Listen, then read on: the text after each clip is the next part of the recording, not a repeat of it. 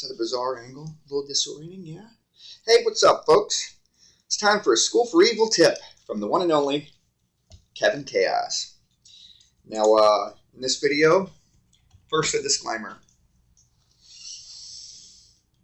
Kevin Chaos does not condone or support the breaking of any local, federal, or state laws.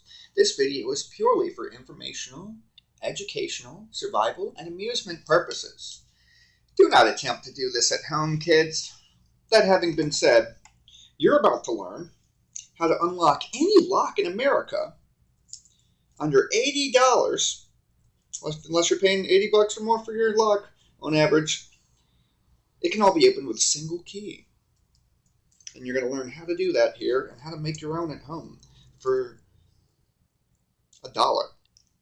That's right, $1 can get you into any lock in the U.S. just about. All right, so what you're going to need. Get out your number 2 pencils and a pad. You're going to need a butter knife or something flat and thin, a flathead screwdriver. I chose to show that your common household butter knife can be a tool used for this. And you're going to need either a paperclip, a safety pin, a notebook spiral, you get the idea, or what I chose to use, a keychain. And you're also going to need, because I didn't bring it with me here, oh I did, haha, a pair of pliers. Okay, you'll use the pliers to unfold and to bend without harming yourself, the keychain, paperclip, notebook spiral, etc. Now I've already prepared one here, and what I've done, I made a loop and some twists so that it could detach to my keychains, and this is a very nice keychain to have, by the way. Sliding out each key almost like a pocket knife, exactly how you need. But now I have a key to every lock. It fits right on the ring with the rest of them. You may have heard of bump keys, so we'll discuss all of this stuff in a second. Now, a bump key, you may have seen these in movies. It's usually a key-like device. Might be a key itself with the teeth filed down. How locks work typically is there's something called a Tumblers system. These are spring-activated devices inside the lock. These teeth are responsible for pushing up the springs, allowing it to know it is appropriate to turn the lock. This flathead, knife, or what have you, serves as a torque or tension device. This allows you to place slight pressure and rotate it, and use the pick, lock pick, to pick out each individual tumbler, pushing it up, locking it into place, and the rotated slight pressure will keep that one locked, allowing you to fish for the next one. It gets even easier than it sounds, so don't let that delude you. Alright, so that's essentially how lock works. Now, there's an art called raking or scraping, right, where you try to hit all the tumblers at once. The bump key, as it were, you may have seen in a movie where they got something in the door, they might have a hammer or something, and they're hammering like that. The reason for that is they're hoping to hit every pin, all of the tumblers, and each lock is unique. A lot of them are 6. They're hoping to hit all of them at the same time because they need to all be pushed up at the same time, like the shape of the key, to be able to rotate. So if you're using a scraping device instead of something remotely similar to the size that more or less can only aim at one at a time, this is the cheapest lockpick. Later I'll make a video on how you can make your lockpick look like this. So what you're going to do is you need the torsion, the rotation device. You're going to need some kind of pick. Paperclip will do. I chose to unfold a steel keychain, twist it around here to put it with the rest of them, and fold it back with a tiny little eye loop. There's a reason for that. 2 reasons, actually.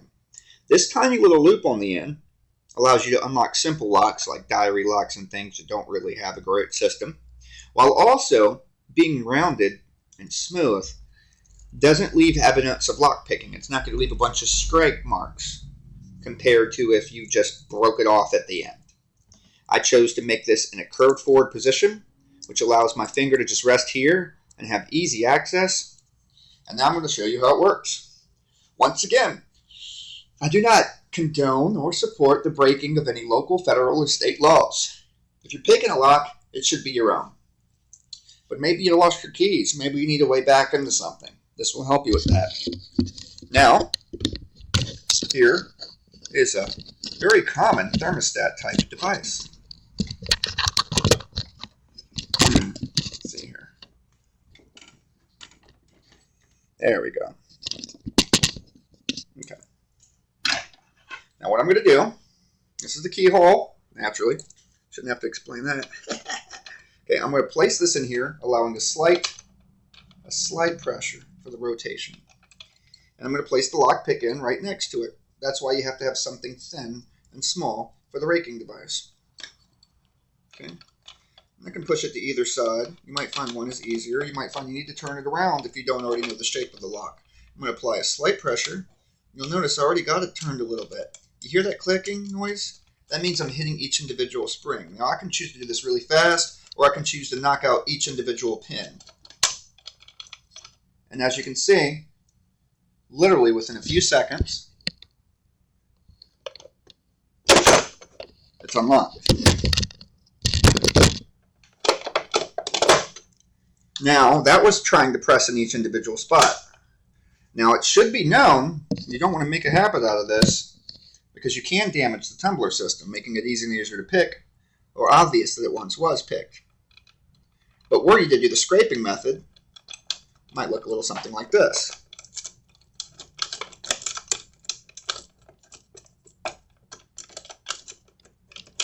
And it looks like I'm having a harder time with that than I am actually doing it the proper way.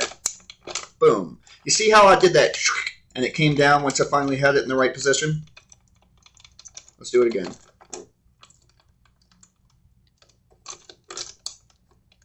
See, the goal is to hit all those tumblers at the same time, or in very quick succession before they have time to reset back up into it. So you apply a small fortune, and boom. Every time you have yourself an unlocked lock. Let's do it again. I want to make sure this gets on camera here, and I don't know where my hands are positioned, so I'm not watching the camera, I'm watching the lock. Alright, ready?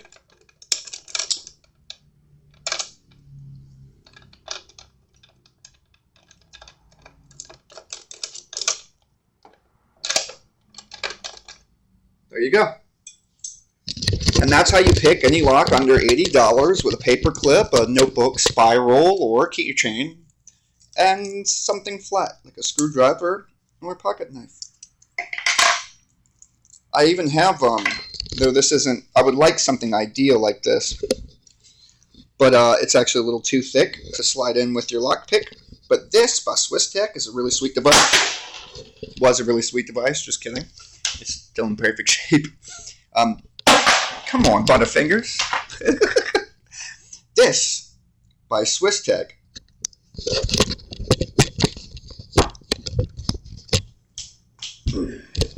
okay, this is a combination flathead, starhead, but you see how thick and industrial these are, pliers, and wire cutters. You can get one of these, I think, for like $8 on eBay. Now, that's way too thick to want to use, but obviously a small thing like this to add to the keychain or whatever, a flathead and a screw head, flathead and a Phillips head, isn't a bad idea to go with your portable, inconspicuous lockpick set. I can bring this into a government building. Actually, they tried to give me a little trouble once, almost every time I get right past, because it looks like a pocket knife. But give yourself a little bit of an argument with a person and challenge them if you're allowed to have your keys. Why wouldn't you? Raise hell. Of course I can have my keys. Who do you think you are, lady? I'll just go out the building. We can go find services somewhere else. Are you really going to give me a hard time? What is your job? Confiscating weapons, right?